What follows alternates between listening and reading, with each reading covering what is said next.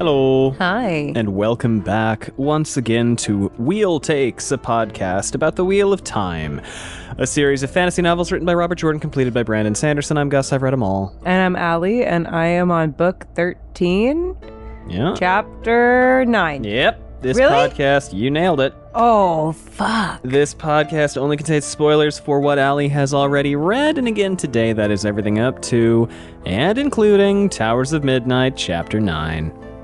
Yay! This is our 4th week in a row we've actually gotten an episode up when we're supposed to.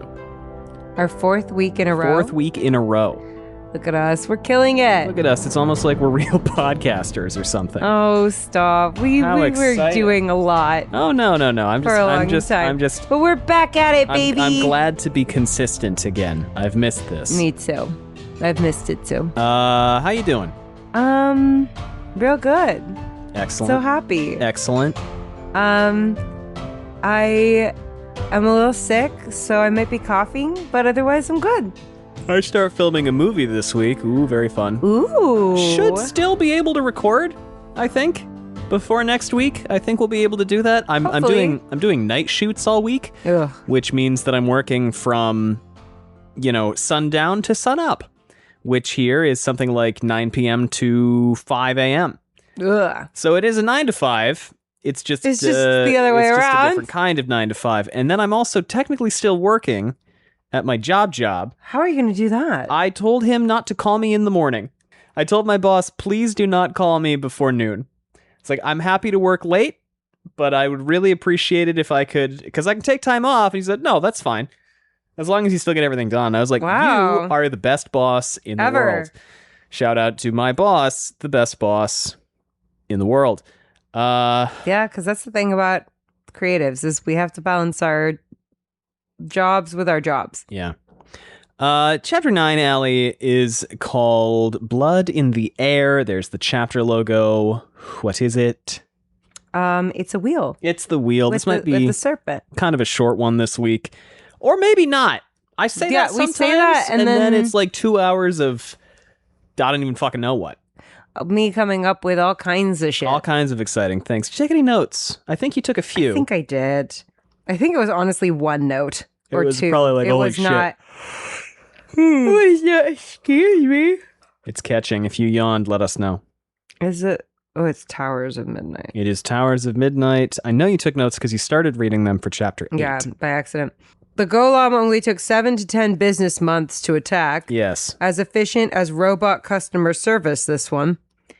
Damn it, now we have a fucking delay. We can't go get Moraine now. But we already did, remember, because of the letter. Yeah, but I had forgotten about the letter.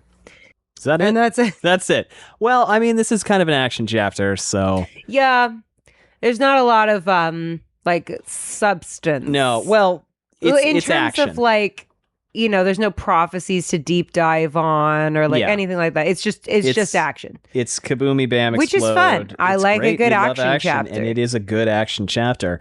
I guess we'll get into it. Remember what happened just before the chapter? He walked into his tent and there was blood. Smell of blood. Always a good sign. The smell of blood. Blood. Matt ducked immediately. That instinct saved his life as something swung through the air above his head. Matt rolled to the side, his hand hitting something wet as it touched the floor. Murder! He bellowed. Murder in the camp! Bloody murder! Something moved toward him. The tent was completely black. And it just turns out a girl just had her period real bad. Sorry. No, I'm not. You could hear it. Periods happen. Is that the dog? I mean, it wasn't me. Yeah. I figured, but stinky. Wasn't me. Okay. So it's the dog. What if it was me? I can't smell. You can't? Oh, it's the dog. So I don't smell anything. All right. That doesn't matter right now, people. I'm sorry. Back to the action. So there's a big fight. How's it go? I mean, all things considered, all right. Yeah. Like a couple guys died, which was bad. The Aes Sedai threw stuff at it with air. Yeah. Which smart, because she can't do it's not affected by channeling, right? Yeah. Not really. So let's recap. But could you sweep it up in air and drop it off a cliff? You can't touch it with weaves. Okay. So, but you can throw stuff at it. I appreciate the ingenuity. Yeah. Because throw shit at it. Well, let's, you know. Can you hit it with a plate? Like, I think the best thing to do just at this moment is to kind of talk about the golem, because we haven't seen it in a very long time. It has been a really long time. It's been a really long time. Excuse me. It's been a really long time. They are immune to the one power.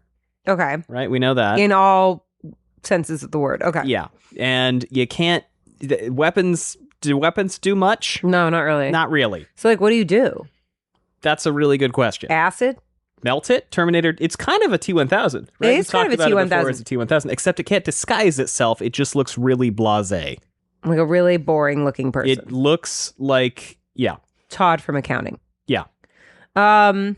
If your name is Todd and you're an accounnt, we're not talking about you. Let us know. That's really funny. You're gorgeous. You're so good looking. Yeah. Everybody talks about it. So, okay. What do you do? Well, how do we kill it? Balefire? Can you balefire it? Balefire is the Oh, one that's power. the one power. So you can't balefire it. That sucks. Cannons? Can you cannon it? You could cut it up into pieces, but I think the pieces would just merge back together. Get back together. T-1000 style. Could you? Because I feel like they got to come up with a way. Well, what is the only thing that has ever harmed one? I can't remember. There is one object Matt luckily has. Oh, is it the fox head medallion? The fox head medallion. Remind me what the fox head medallion does, by the way. It makes you not able to be touched by the one power. Does the same thing. Yeah, kind of cool, huh? So it kind of turns Matt into like a golem a little bit. Only insofar as he can't be affected by the power. Because you remember when they start chucking shit at the golem in this chapter, it does kind of harken back to... So it's the reason why it can fuck with the golem, because like golem is technically made by the one power? They are shadow spawn. Yeah. So, right. I mean, they are... this is just some background knowledge. This doesn't matter. I was looking on the wiki. There have in history ever been 6 of them.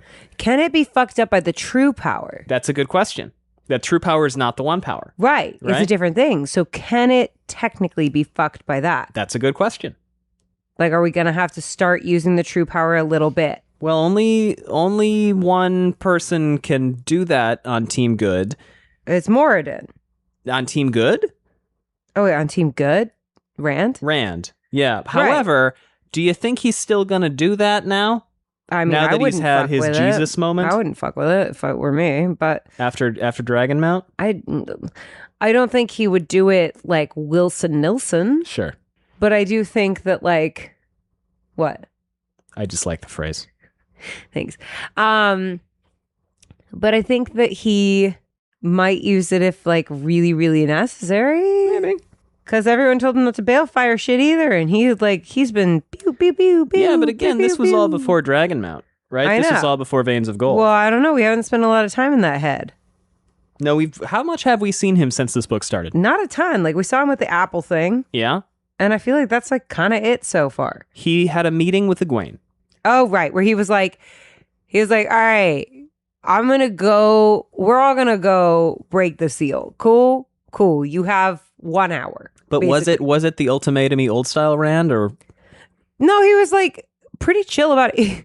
He was hilariously chill about it, honestly. Yeah. He was like, I know you're going to have an issue. I know I probably should have talked to you about this sooner, but this is what we're going to do, okay? Yeah. Okay, all right, you got, 24 hours to respond. I think it's like a month. No, I know. I'm just being silly. The other thing I really like, not to talk about other chapters, but the other thing I really like about that is at the end, he's like, okay, I'm going to leave now. Got it? And they just kind of look at each other. Do you remember this? Yeah, he's like, do a thing. Don't try to make me stay, because if you do, that'll be really annoying, and I'm going to have to use force. I'm letting you permit me to leave. I'm giving you permission to tell me I can go. Yeah, because otherwise it is going to be annoying. But if you don't let me, I will anyway. I had this whole thing. I was telling you about this on the walk. I saw this thing the other day where it was like, having childhood trauma is crazy, because when you have childhood trauma, like, they were like, my boyfriend asked me what the worst thing could happen is with like confronting someone about something. At work, right? At work, yeah. Confronting your boss. And they were like, something. Well, that they'll yell at me and not let me leave. And he was like, what? What kind of a workplace? I'd never thought about that would be such an unhinged thing for someone to do to another adult, is like yell at someone and not allow them to leave the premises. But I was like so accustomed to that in my head being a problem that I had never thought, like, one, why do we think that's okay to do to children then? Like, that's crazy. To like trap them in a space and scream at them. That's crazy. It's not. It's not. No, it's not. It's crazy. That's a crazy thing to do to a human being. I'm like, we have to start thinking about children as like human beings. I know that, like, obviously, if they do something fucked up or something, you have to talk to them about it and shit. But like, you know, to a certain extent, that's still like a human person. Like, anyway. So I sat there and I was like, oh my God, that's true. That would be like a fucked up thing to do to a person. So like, and you could sue probably. I don't know. Probably. If they didn't let you leave? Well, that is being held against your will. That is not You could legal. Sue. And I was like, wait. Yeah, so that wouldn't really happen. That would be a crazy thing to have happen. And then I was like, oh shit. What is the worst thing that would happen? Kind of true. Well, you could get fired, I guess. Well, yeah, but like if you were confronting a friend, like they might not be your friend anymore. But like, I don't know, if you did it in a respectful way, like odds are things are going to be fine. So then I was like, oh shit, what am I so scared of? Well, listen, Rand and Egwene in that chapter showing pretty good conflict-related communication skills. Like, pretty good. The Golem, terrible. Terrible communication skills. Yeah, does not communicate at all. Here's the thing about Shadow Spawn. None of these fuckers have been to therapy. None of them have figured their shit out. My computer made a bunch of beeps. Have you ever tried to like talk to someone who can't take accountability? It's exhausting. I'm at a point where I'm like, I'm not teaching another grown adult how to apologize. Okay. That's fucking nuts. That seems fair. If you can't apologize in your 30s, that's crazy. That's wild. Best of luck to you. Okay. You know what I mean? Yeah. Like, that's fucking crazy. Like, you're fully in control of yourself and your faculties. And yes, of course, like the shadow exists and like weird shit happens. But like, then you own that shit. You don't just go like, that didn't happen. I don't remember it that way. Oh, bullshit. Bullshit. I've gaslit people before when I was like a teenager and didn't know any better. And I knew exactly what fucking happened. Well, about the Golem. He's gaslight, gatekeep, girl bossing his way through camp. He is slaying, sickening, and serving his way through camp. The Golem is? Mm-hmm. Okay. I've decided the Golem is gay. All right. Sure. All right. Your Honor, may I present to the court as evidence of his gayness? Gay? This'll be fun. Going this hard for another man. Well, he was notably ordered to pursue Nynaeve and Egwene, not Nynaeve and Elaine, but lost interest. Went after Matt. Fuck it. Fuck it. I'm going after Matt. I'm going after Matt. Killed his situationship. Yeah. Who was abusive. Yeah. Very dramatic entrances and exits. Yeah. Now I feel like I'm stereotyping. Well, but as a part of the eligibility community. You are bisexual, so I suppose you're allowed. I feel personally that the Golem is serving. All right. It's kind of like how Jesus also displayed kind of iconically queer behavior. Because think about it. He gathered all of his closest friends together. I saw this. This is not from me as an original, but I thought it was so brilliant that I have to share. He gathered all of his closest friends for a intimate dinner and then said, one of you has betrayed me. Okay. And then let them figure out who it was. Okay. Okay. I mean, that's queer. Yeah. Yeah. All of his closest guy friends. I'll take it. I'm sorry, but let's be real. Iconic behavior, really. One of you has betrayed me. Well, now I'm just picturing RuPaul saying that. Exactly. It's iconic. Think about it. How did we get here? I don't know. You said the Golem was I'm gay. ADHD, and that's where we're at. Okay. So the Golem... the Golem... can only be hurt by the medallion so far that we know of. Which is convenient. Considering it's chasing the guy with the medallion. Fucking medallion. So maybe he's just bored of getting to kill people without a lot of resistance. And he's like, I want a challenge. Could be. You know?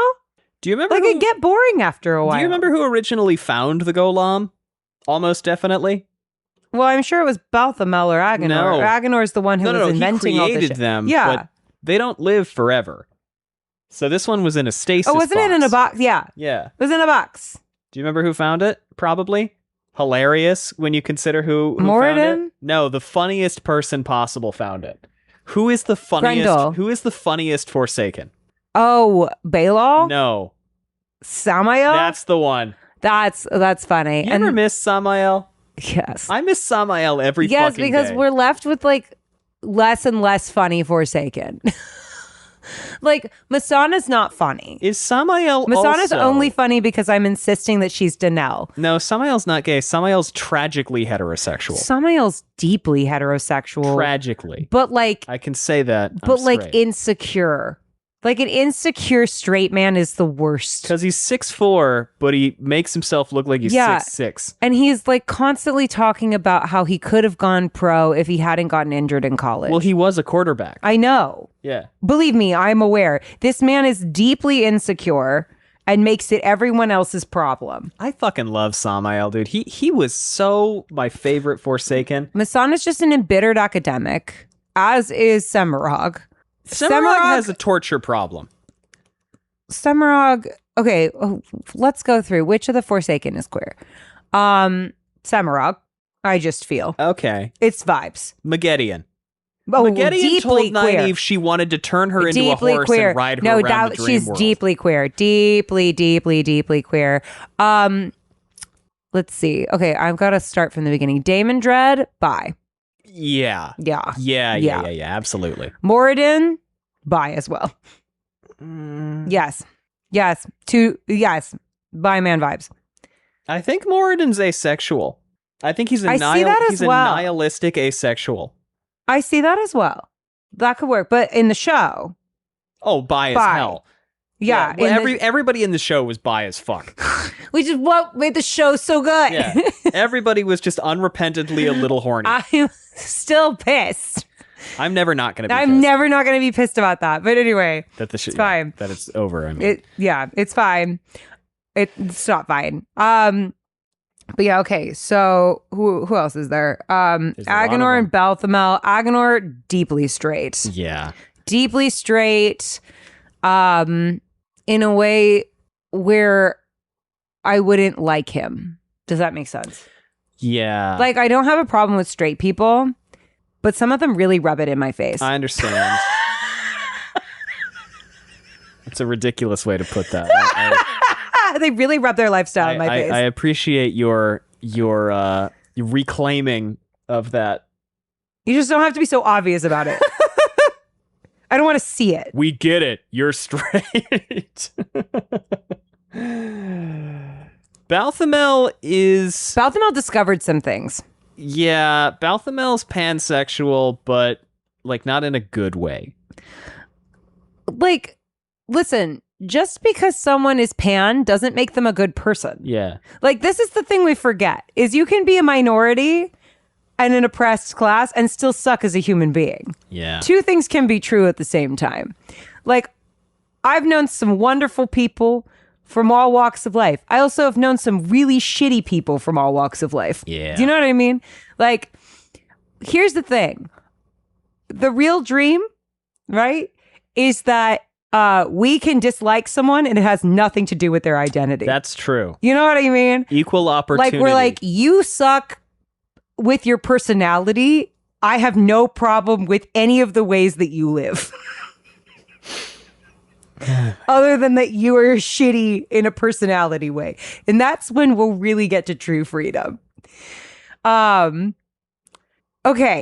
So, who else is there? Lanfear, queer. For sure. Bye. Okay, yeah. Bye. Yeah. Bye. Yeah. Bye, girl. Grendel bi. Yeah. Yeah. Or pan. Pan. Yeah. Yeah. Maggedian, we said, was queer. Lesbian. Yeah. Yeah. Misana, I don't know. I think Misana's heterosexual. No. None of the Forsaken women are. Is Misana Arrow Ace? I was like thinking like lesbian academic. That could work. You know? Yeah. Like. Yeah. Okay. Semirog is not capable of like intimacy. No. Like, is there a word for it's like the opposite of a demisexual. It's like aromantic? Well, like maybe. But like now I feel uninformed. Yeah, we're straying beyond the because like obviously a dominatrix thing. Yeah. Obviously has like a sadistic streak, but that's not like but LGBTQ+. No, and not in a, clearly not in a healthy way with her. Well, no. Not even a little bit. There's no consent involved. No, it's just torture. But like, so I'm like, if they're not asexual, because I think they're getting some kind of like pleasure from it, the sadism. Yeah. But that's not necessarily LGBTQ+. That's just like being kind of terrible. Yeah. Being more than kind of terrible. I feel like it's like just vaguely sinister. Yeah. Like she's just kind of there to dominate. She doesn't really give a shit what gender or like what spectrum you're on. She's just kind of there for the torture. I understand. Do you know what I mean? I don't know what that would be classified as. Probably a plus. Probably. That's some kind of plus. Yeah, I think so. Some kind of in the plus category. Yeah. Who are we forgetting? There's Baylal? I think he's straight. No, I don't know. Baylal's gay. Baylal is actually just straight up gay. Baylal's gay. And like, in a way where it's like, yeah, there's just too much showmanship. You know, that's what I was thinking. There's too much showmanship and not enough follow through. It's like the problem that the drag community is seeing, where there's like really good drag queens, and then there are people that are like, I just kind of want to get on RuPaul's Drag Race and be famous. Yeah, yeah. And it's like that. He's that gay. Yeah. He's like, I want to get on RuPaul's Drag Race and be famous, but I don't actually have the reps to back it up. No. So I'm going to be like an early boot from RuPaul's Drag Race. Yeah. I'm cannon fodder on RuPaul's Drag Race. Am I wrong? No, you're right. You're right. I'm completely right about that. You're right. They're like, I want a fast track to becoming famous, so I guess I will like become a drag queen for a while and be good looking enough as a girl that, and like maybe be like a like lip sync, like learn a death drop or two. And then I'll be like, I'm ready for RuPaul. And it's like, you're not ready for RuPaul. Week 3. Because then fucking Sasha's going to show up and wipe the absolute floor with every single person that was there except for, Anitra. Yeah. Anitra? Anitra. Did we forget anybody? Anitra. Balthamel, Agenor. See, this is why our podcasts are really long, because Moradin. I get stuck on like a fucking tangent. Baylal. Who are we missing? I fucking named the Forsaken House. Oh, it's Modian. Oh, gay. Gay. Gay is the gayest one. Absolutely. The gayest one. The arty boy, gay. I'm sorry. And like, you can absolutely be an artist. Like, I've heard plenty of straight men play Wonderwall, believe me. But like this one, no. I'm sorry. That is not a heterosexual. No. At most a bisexual. But like, I'm getting gay. Well, this has been enlightening. You know what's fun in a not fun way? Is that a lot of Disney villains, like early Disney villains, like part of the reason why they're so like that, like so like you kind of like dig them more than anyone else in the movies, is because they're all based on like queer archetypes. We talking about like Jafar? Scar? Yes. Yes. Yeah. Ursula was based off of a yeah. famous drag queen. Oh, that's true. No, they're all yassified. Oh, that's really true. Tell me that they're not all yassified. Like the one with friends on the other side from Princess and the Frog, or like, okay, Gaston. Oh, Gus, come on. That man is gay. Yeah, they're gay. They're all gay. That's why they're so yassified. That's why they're awesome. Okay. That's why everybody's like, okay, I low-key vibe with them, though. That's true. That's true. Yeah. Not only was Jafar gay, the parrot was also gay. Iago. Gay. They're all gay. No, I swear to God. Maleficent. Because lesbian. Lesbian. Like, give me one example of a fucking Disney villain, because that was a way to get queer representation in and like give the like feedback to kids that it wasn't okay to be that way. But then also you were like, but they're kind of fabulous though. They're kind of giving, they're kind of serving. Well, that tapered off eventually. Well, yeah, because they got called out on it eventually, where everybody was like, hey, that's like not great. But yeah. Yeah, hold on. I'm trying to think of modern, contemporary. They're all gay. Disney movies. They're all in the eligibility community. Disney villains. Oh, God, yeah. Yzma. Okay, but also Kronk. Gay. You know, Kronk is canonically Jewish. No way. I did not know. Yeah, hold on. Also, Yzma is also gay. Yeah.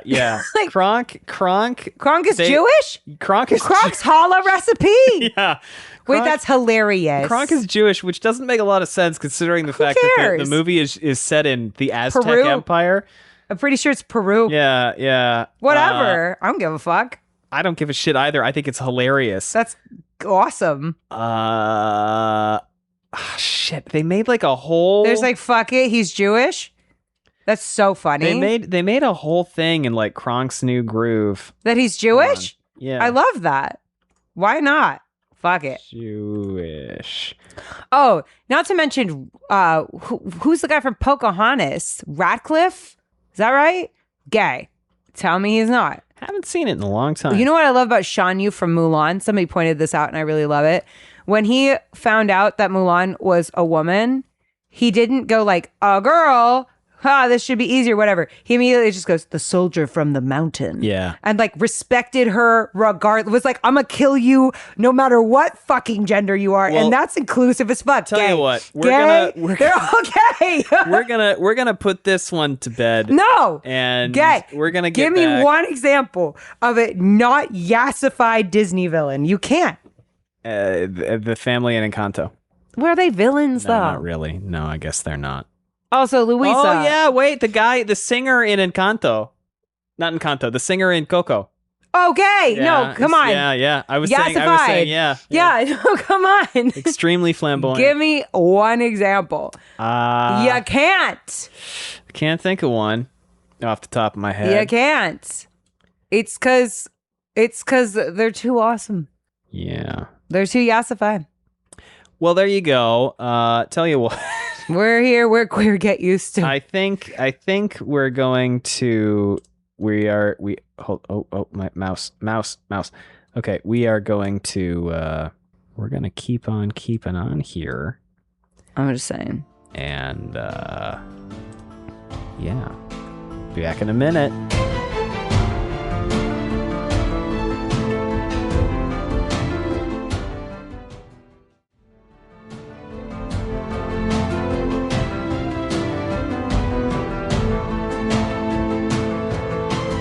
Welcome back. We're here to actually talk about the Golem and the fighting now. I'm saying. We're still on page 1. LGBTQ plus community. Matt throws himself, they fight. It's got a dagger. It has killed somebody. Who is Matt worried that it has killed? Olver. Olver. Did it kill Olver? No. But we should probably keep an eye on him. Yeah. Because he wants to kill anyone close to Matt. And that boy is playing games with him all the time. Teslin actually kind of saves the day here. Teslin does save the day. Teslin comes in clutch, and she just starts fucking hucking furniture at the Golem. As she should. Very, very well handled.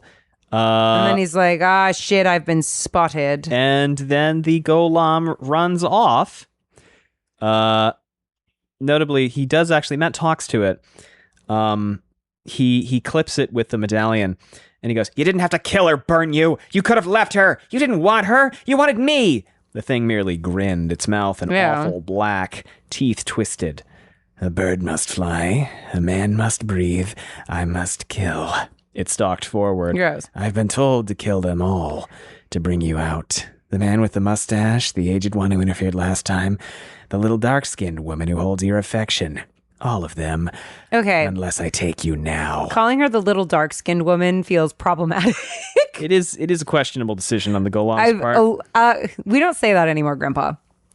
Tesla saves the day, and the Golem is like, "Well, I've been discovered now. Time for me to fuck off." And then Gordoron and Fergan go, "It's our time to shine," and they level their pikes at it. How does that go? The Golem being simultaneously gay and a boomer. Crazy work. Yeah, not uncommon. Not uncommon. Not uncommon combination. Well, unfortunately, less common than it should be. That's a good point. So the Golem does what to these poor guys? Fucking Reagan. Anyway, sorry. The Golem does what? Yeah, Golem does what to these poor guys? What's it do to everybody? How? Kills them. Eating them. Just rips their throats out on the way by. I mean, that just feels like unnecessary. A drive-by tracheectomy. It just feels unnecessary. But he had to have a dramatic exit because, again, gay. Lopin's dead. I'm having fun. Very sad. That sentence would hit very differently in the Stormlight Archive, but in this book, Lopin's dead. We're all kind of sad about it. That was sad. He's sad. He just got over the Elysian being dead. Now he's dead. And a bunch of red arms. And Matt is like, well, this sucks. That's why you should never get over anything. He finds Olver. Never feel content. Where's Olver? He was hanging out with totally not Jane Farstrider. Totally not Jane Farstrider. Noel Sharon doing what? Playing Snakes and Foxes. Playing Snakes and Foxes. Okay, favorite thing to do. This game is a clue. This game is a clue. They cannot. And he said the only way to win is to cheat. They're gonna cheat. Matt? Yes. Cheat? I feel like they got to figure out like a way to cheat. Matt? Mm-hmm. Cheat?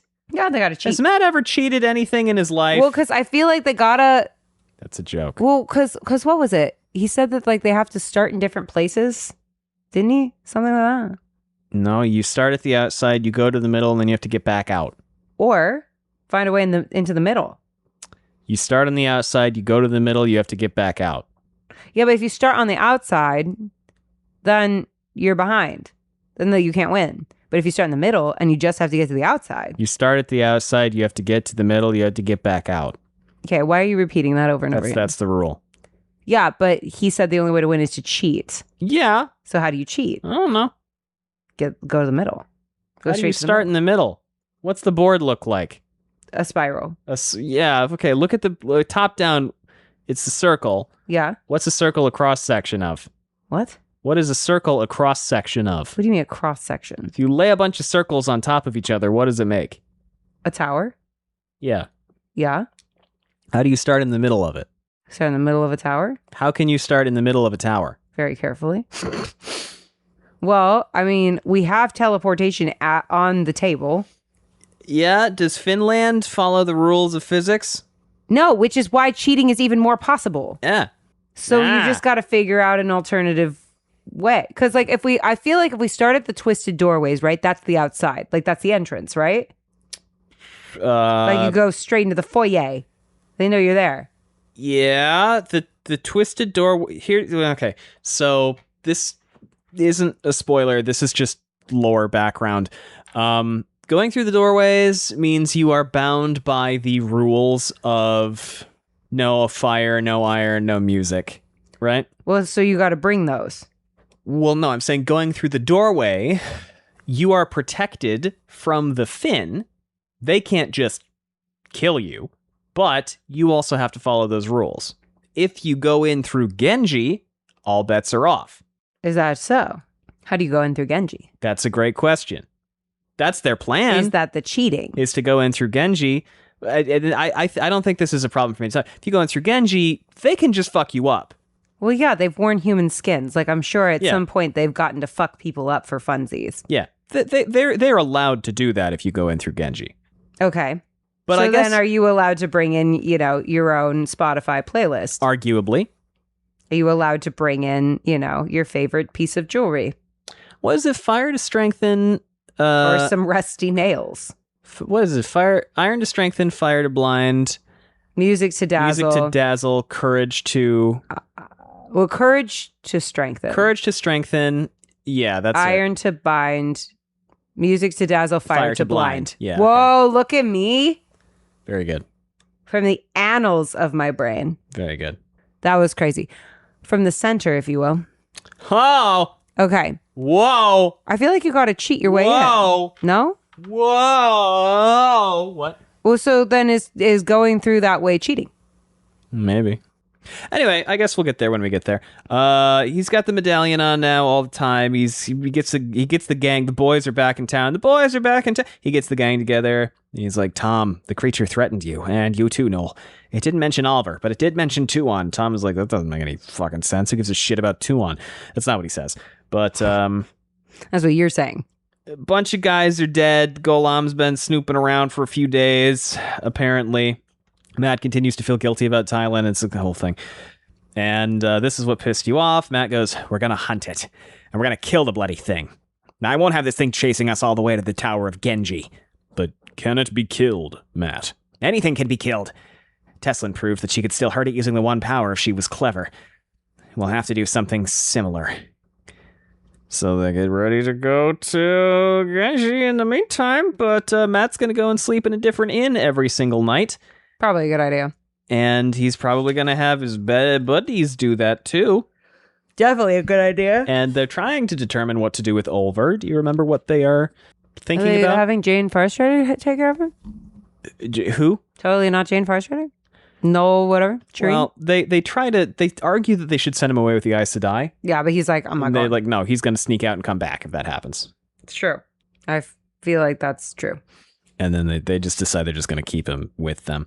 Well, that's probably the safest place for him. Yeah, probably. Honestly. Because if they send him away and the Golem knows about it, he's going to go get him. So you might as well just all stay together. So Jolene busts in. How's she doing? I mean, okay. Well, like, Jolene comes to, like, thank Matt. Kind of. That was Teslin. Oh. Jolene comes in. I don't know what the fuck Jolene's doing here. It appears that your reports of this creature that is chasing you were accurate. And Matt is like, do you have anything to add? Not a thing. Regardless, I need to return to the White Tower. I'll be leaving tomorrow. I would like to ask if you could lend me some horses for the trip. Whatever you can spare, I will not be picky. Didn't we already do this? Teslin came and said, thank you for your help. And Matt said, take some horses. Because that was nice. Jolene has now come in and gone, all right, fuck you. I'm out of here. Can I have some horses? No. I couldn't get any. No. Nobody in town would sell you any, huh? All right, Matt said. At least you asked nicely this time, though I can see how hard it was for you. I've promised some to Teslin already. You can have some, too. It'll be worth it to have you bloody women out of my hair. All right, that wasn't very nice. Thank you. However, a word of advice.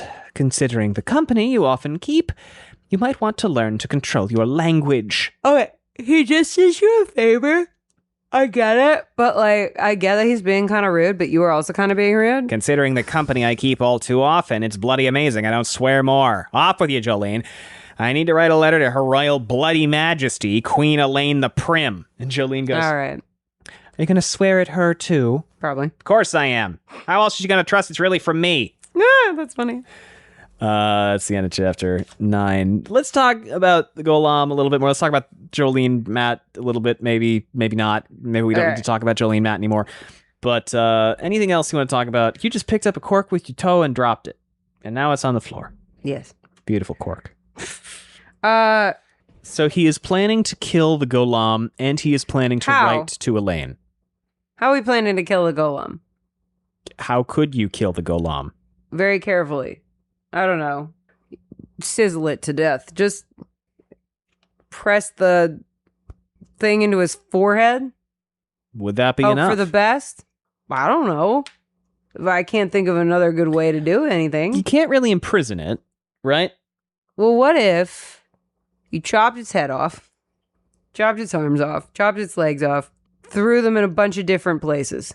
Think they just roll back together. Weighed it down. It's real fucking strong. Weighed it down a lot. Giles Corey it. Okay. What else is the medallion made? What can we get another medallion? Well, that would require somebody who could duplicate Terangrial. What if we go to the Finn? We go, hey Finn, I need 3 things. 1, Moraine back, right? Okay. 2. Well, that again, the deals thing. You have to go through the door for that. Yeah, but we're not doing the door. Okay. So then, how do we figure out how to? So, because we obviously need another fox head. Yeah, but that would require somebody who knew how to duplicate Terangrial. Well, I was like, maybe that's why we're writing a letter to Elaine. Make a bunch of them? Or make a super one. Like, can we, like, make like a, figure out, like, what it's made of and make, like, a weapon out of it? Of some kind? Maybe. Like a scythe? Oh, so like make it out of sharp metal and hope that it would cauterize, basically? Yeah. That's an interesting idea. Yeah. Something good. Or like he's got that bow staff thing. Everybody always talks a lot about how good he is with. I don't know. I'm just thinking off the top of my head. I'm like, you're talking about the like he's got to they got to make a weapon so that they can kill the golem with it. So if he lets her futz around with the foxhead medallion for a little while and just poke at it, maybe she can make something out of the same material or whatever. Like figure out what it's made out of or how it's made and then make something else with it. Maybe. I mean, she knows how to do that with a lot of other shit. She is kind of a magical engineer. Yeah. So I'm like, why not be like, hey, can you make like a sword of this? So that I don't get fucked by... not a sword. Like... well, it'd have to be a spearhead, right? Because we got the Chandrai, right? Yeah, could we get like the other side of the Chandrai to have like... How are you pronouncing it? The Chandrai? A Chandrai. That's what I said. You said Chandrai. I said a Chandrai. Okay, I thought you were just saying the... Oh, I just like clipped it because I was speaking... All good, I'm just curious. No, you're fine. I know it's the Chandrai. So... could we get the other side to be like a blade that could kill Golem? Well, you couldn't really walk with it anymore. I mean, it's also a walking stick. I mean, maybe. I mean, it's a reasonable assumption that if you could make a blade out of this stuff, something that he could carry around. That is a totally reasonable assumption. That's what I feel like should happen. Maybe that's why he had to stay for the Golem. Yeah. Like to get a weapon to fight one, because otherwise, if he were like out on the road, this probably would have fucked him up worse somehow. Maybe. But I don't know. I think there's a longer game being played here with Varen. Like Varen is one. For how long has games. he been there at this point? Like a week? Yeah, ish. Not terribly long. Yeah, I feel like we're gonna learn later in the month why he's there. Yeah. What if he gets all the way to day 30 and just fucks off and nothing happens? Well, that would be unsatisfying as fuck. What if this is just a Robert Jordan? I needed the timelines to work out. You know, here's the thing. At this point, either way, I wouldn't be surprised. But I do feel like Brandon Sanderson is at the helm at this point. Yeah, but I feel like he has a lot more to prove. Yeah. Like, he doesn't have the luxury of getting to, like, you know, be like, oh, that was nothing, actually. He had to keep floor beans, though. Yeah, he had to clean. But here's the thing. I doubt that there's 2 floor beans. Like, floor beans served a purpose, as weird as it was. I didn't think you'd come defend floor beans today. I'm not defending floor beans. Allie likes floor beans, you guys. You heard it here first. Stop. You know I hate that more than anyone here. I do know. But here's the thing. From a plot perspective, there was some reason behind the floor beans a little bit, right? I just feel like Brandon doesn't have the luxury of being able to be like, and that plot point meant nothing. Probably not. You know, like, because he hasn't earned that like thing Robert Jordan has, where like Jordan didn't really do that for the first 5 books. That was like later on that he was like, okay, some of this stuff is just kind of nothing. Yeah. Like he kind of at that point had like a captive audience. At that point, yeah. Like, Brandon's still pretty early career at this point. Brandon had written Elantris and Mistborn, I think, when he started these. Yeah, that's not very far in. No, he'd written considering how many books he has since written. He'd published like 2 books, 3 maybe. So I'm feeling like this has to go somewhere, because this also doesn't feel Robert Jordan-y to me. The time thing, the Wait 30 Days. Well, that might be Robert Jordan, but I feel like Brandon has to make that pay off somehow. Plus, like, a letter from Varen is going to be like interesting. Like, Varen's a fun character to play with. So I feel like he's not going to miss the opportunity to play with, because this is his first book, right? No, it's his second book. But I feel like he's not going to miss the opportunity to play with Varen some more. What was the first thing he looked up, Was whether Varen was good or bad. What is up with Varen was the first thing he looked up. That's great. Yeah. Of course. That'd be my first thing too. There's 3 things that he said he knows that he's not going to tell people, or he's going to space out. He did reveal one of them 2 years ago. Wait, what? There's a few like secrets that Brandon knows that he's like, yes, I know these things, but I don't want to tell you what they are yet. It's questions. But the books are done. Yes, I know. But a few years ago, there was like, he did this whole thing where he was like, here's a secret I happen to know. And he told people this thing. And for the most part, the reaction has been, oh, we're going to pretend that's not true. What is it? I can't tell you. I can tell you after we finish the books. Oh. It was a divisive thing that he revealed. Wow. I'm interested. Yes. Well, I'm getting there. You are getting there. Obviously, I can't say I'm what worried it is I'm right immediately going to be like, I'm going to pretend that's not true. You might. I might. You might. Okay. It's a reveal where he went, I thought people would pick up on this. And everyone went, what the fuck are you talking about? Huh. Well. Apparently. Maybe you'll pick up on whatever this thing is when you read to it. Maybe. Anyway, it doesn't matter. I've been known to pick up on stuff that people You don't. have. Yes. Anyway.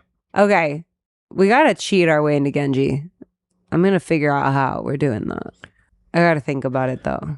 Well, I think Damon Dread's fucking around with the people from the north. Like, otherwise it just doesn't make any fucking sense. Which is fine. Otherwise it just doesn't make any fucking sense. I don't feel like this reveal is going to be that satisfying. The Damon Dread one? Yeah. Because I can't think of a reveal that would be satisfying to me. Do you know what I mean? So it's either going to be a foregone conclusion or a what the fuck is this? Yeah.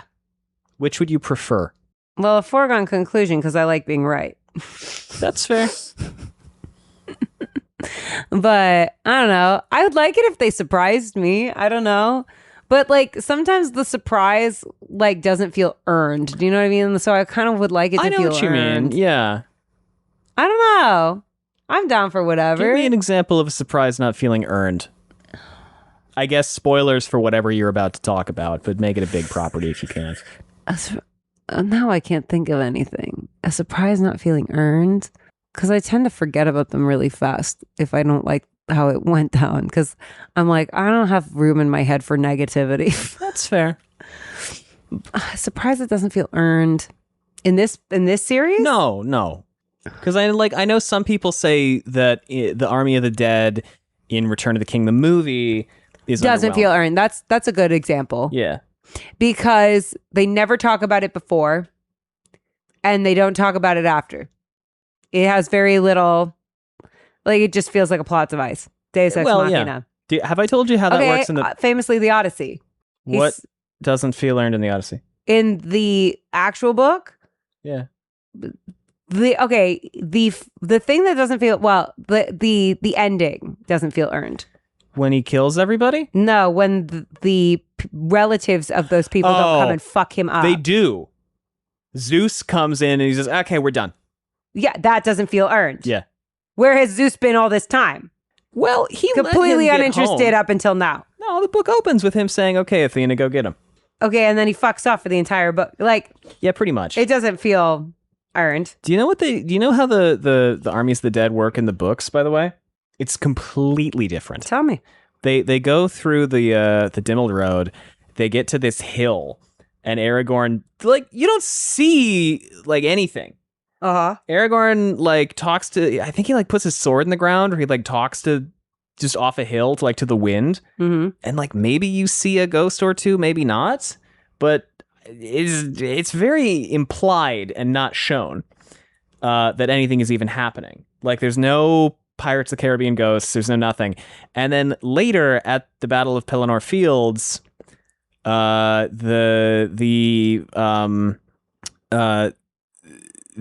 same thing is happening, where the battle is happening, and then the tide turns, and then the ships show up, and you go, oh no, we're completely fucked.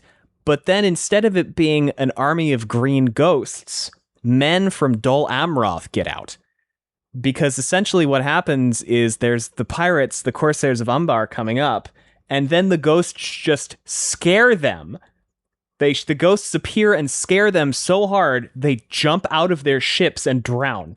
Yes, you've told me this. And then the men at Dol Amroth get in the ships and sail up to help. Can I talk about an issue I have? Always. I'm thinking about the Odyssey stuff. Okay, that's fine. Listen, I'm comfortable spoiling. Allie gave me shit because on Babylon, I didn't want to. Mythology. Okay, but here's the thing: the people listening to this podcast, I have very high confidence. Basically, everybody listening to this podcast knows the story of the Odyssey. People watching Babylon I'm not even going to podcast, spoil the Odyssey. I'm just going to talk about it is likely but not guaranteed. Very well-known story. Great, go ahead. About the Cassandra thing, about Iphigenia. Yeah. Right, and Clytemnestra's all pissed off because Agamemnon killed his daughter Iphigenia in order to ensure safe passage. Right, good winds or whatever the fuck. Yes. Because men are literally doing the most for no reason. Yes, because they were becalmed. No one asked him to do shit. Anyway, so he was just like, I know what to do. I'm like, a fatted calf would have also probably been acceptable. They tried it. All right. Still, that's such bullshit. Then clearly you're not meant to go. Sure.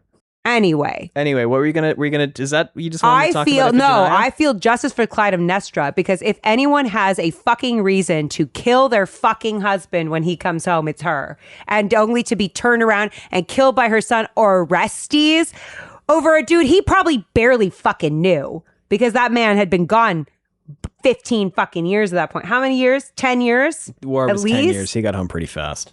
Okay. So he hasn't seen this man in 10 years. The last thing that guy did when he was home was kill his fucking sister. Didn't do that at home. Okay, last thing the guy did, though, was that, was in living memory of those people, was kill his fucking sister. And he's like, and his mom, rightfully so, handed him his ass for that and killed the motherfucker, and took a lover, which, by the way, I'm on her side about also. Okay. So then... Right? Then this fucking kid who she raised for the past 10 years turns around and is like, I'm not cool with you killing my child killing father, so I'm going to kill you back. Orestes is a dumbass.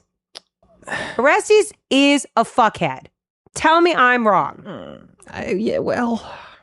I'm sorry. Things don't exactly turn out well for him. Good. I mean, you know how the Oresteia... Good, he's a fuckhead. You know how Agamemnon ends, right? He dies. No, with Orestes. What do you mean? He gets chased away by the Furies. Good. The Furies show up and start chasing him. As they should. The Furies are always based. Tell me I'm wrong.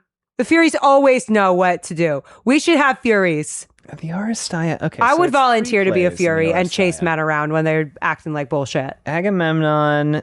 yeah, Orestes comes back, kills Clytemnestra, reunites with Electra.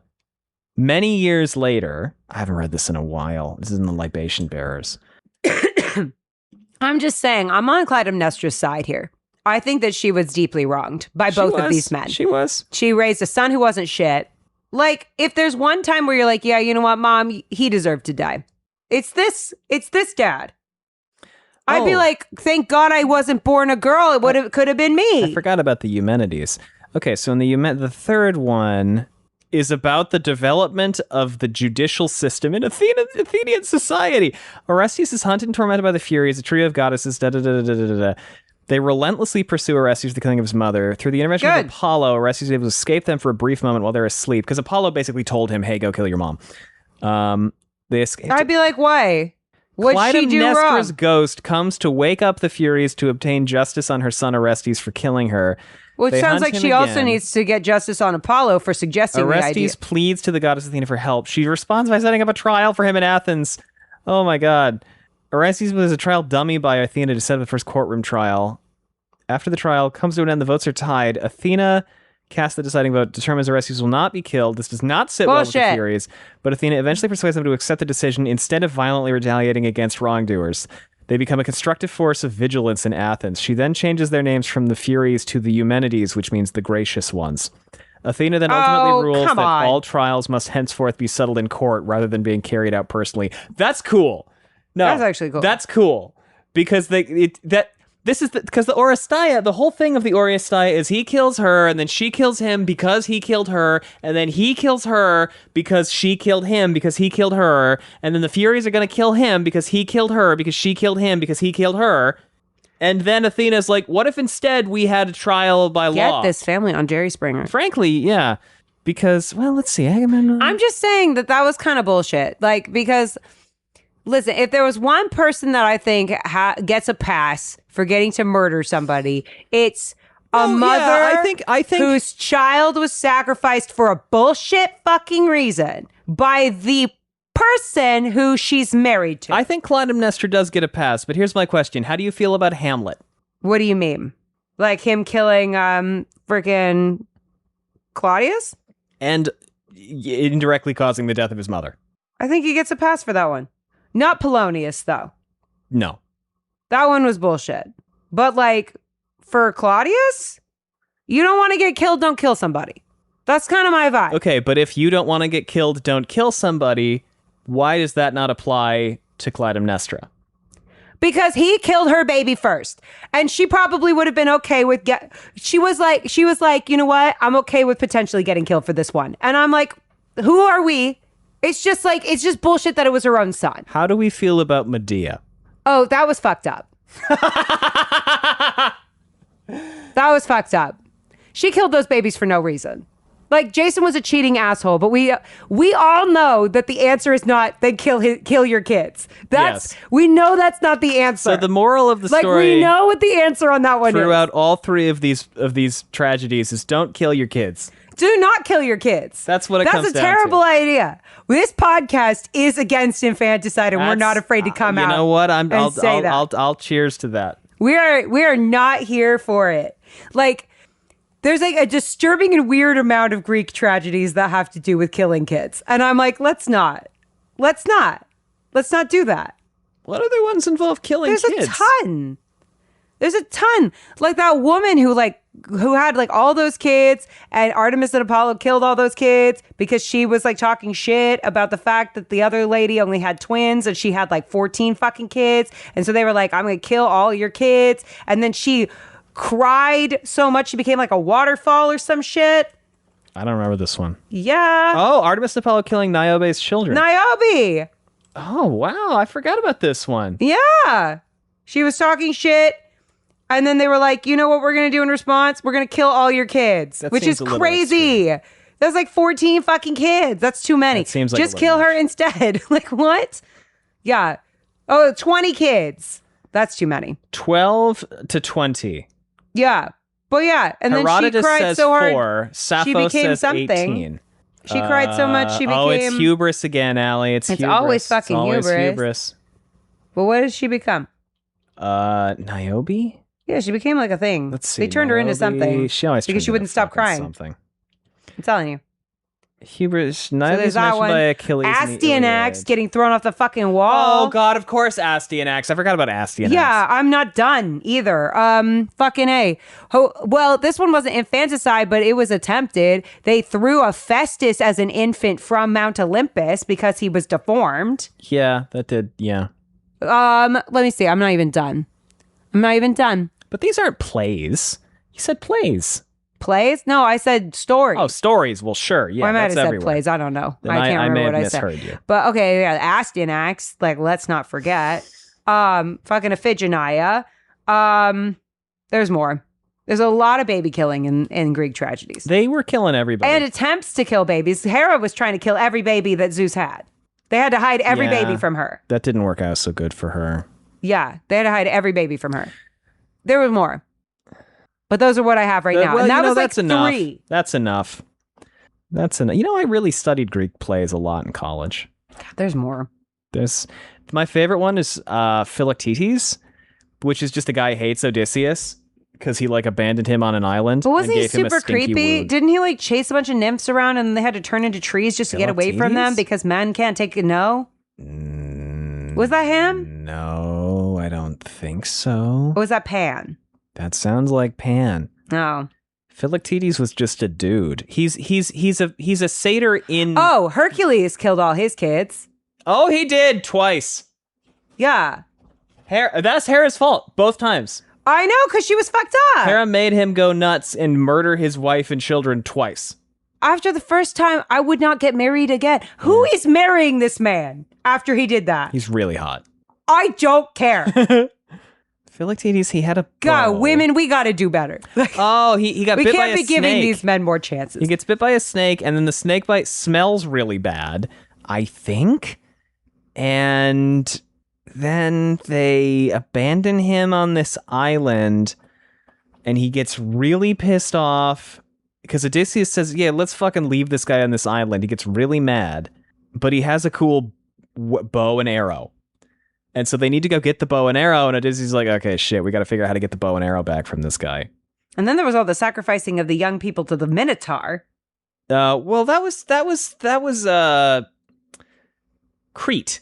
Yeah, I'm just saying. Yeah. Anyway, I'm sorry. We've gone so far afield. There's a lot of like baby killing, young people killing. I have no qualms about going this far afield. This was a good chapter, and the Golem I is a monster. don't even know how I got here. How did I get on class? Oh, I was just pissed off about that. I just continuously think that that's such bullshit. No, it is. Oh, and then we have, of course, Medea. Yeah, I said Medea. I know, but I'm just bringing her up again. Yeah. All because Jason fucked someone else, which no. was messed up. Jason said, hey, I'm leaving you for someone else. Okay. I'm not defending her decision to kill her children. So we think that he wasn't fucking her on the side? I'm not defending her decision to kill her children.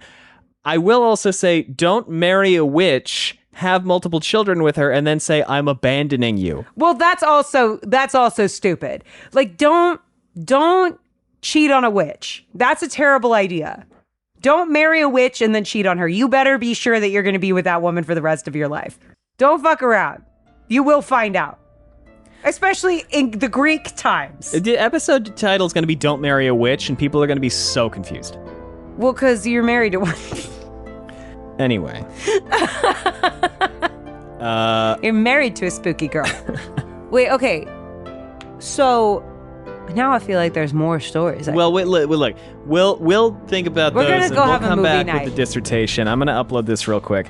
Thanks for listening, everybody. We have social media if you want to know what we got going on. Just link below. We also have a Patreon if you want to support us that way. It's patreon.com/wheeltakes. You can always leave us a rating or a review if you want. It helps a lot. Other than that, anything else, Sally? Justice for Clytemnestra. Like, for real. That's such bullshit. Thanks for listening, everyone. Bye. Bye.